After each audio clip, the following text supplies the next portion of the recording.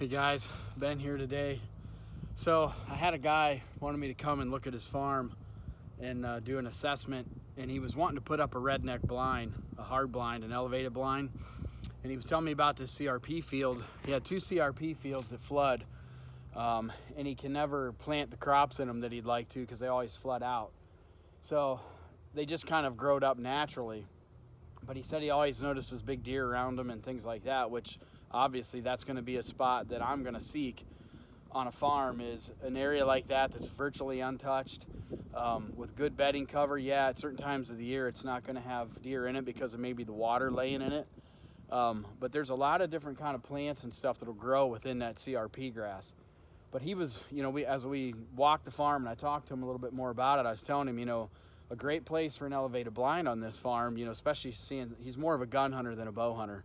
And so I was telling him, you've got a canal that separates these two fields. And as you can see behind me, there's a CRP field on this side, and these deer are crossing right here a lot in this ditch when the water's not running through it. And then they cross over here a lot also. But long story short, what I was telling him was you could use this waterway for access from the east side here, and he could get into this.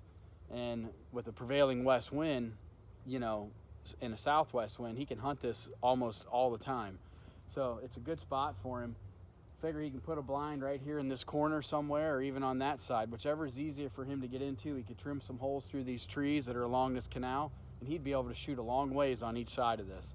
So just a good place, a good tip here. Even bow hunting, you could use this creek to get in here, slide up into any of these soft maple trees that are on this bank, and use it for a great stand location and catch these deer crossing this, this canal. So you can see all the trees up through there.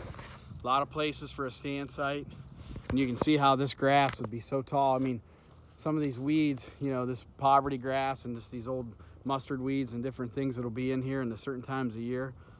I mean, just an epic spot, early season, into November, but then as this late winter, rains start coming and thaws, this is definitely going to fill up with water, but then it goes right back down. But perfect time of the year, it's a perfect hunting spot. Right now, a lot of the tracks are washed away because we just had some rain here in the last week and a half, and the water got real high, flooded, and went back down, and this field's just now starting to go down. But I can guarantee you, early season, this is a honey hole in here. I can see all kinds of old rubs out in there on these little saplings and stuff, so this would be a great spot. Plus, it leads to big timber. It goes up into some hills over there, and then ag fields on the other side.